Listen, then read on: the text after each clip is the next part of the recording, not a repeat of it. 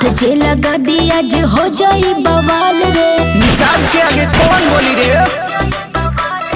केहू से डरी नहीं चली सीना तानी के, चिंता न रहेला बाबू हमरा ये जानी के।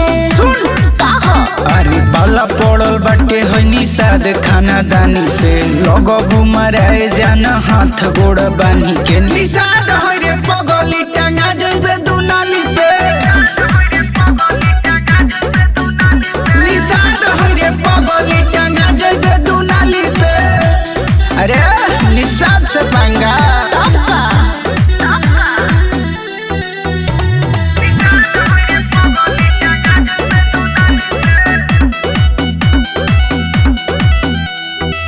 बनो ना अपना के ढेरे उड़न बाज हो, तोहर से ज्यादा हम हई रंग बाज हो।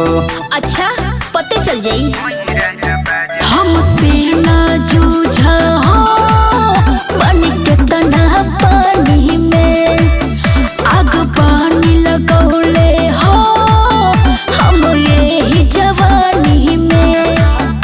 अरे गरम बाटे खून तो धोआ जाई पानी से, हमारा से जान नहीं बची आसानी से। निषाद है रे पगली टंगा जइबे दुनाली पे।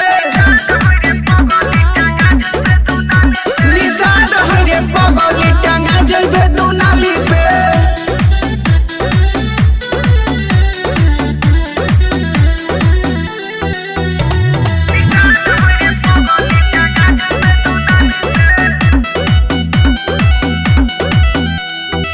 गोली बंदूक से पुराना बटे नाता, ढेर जाने जाई तो चल जाई पाता।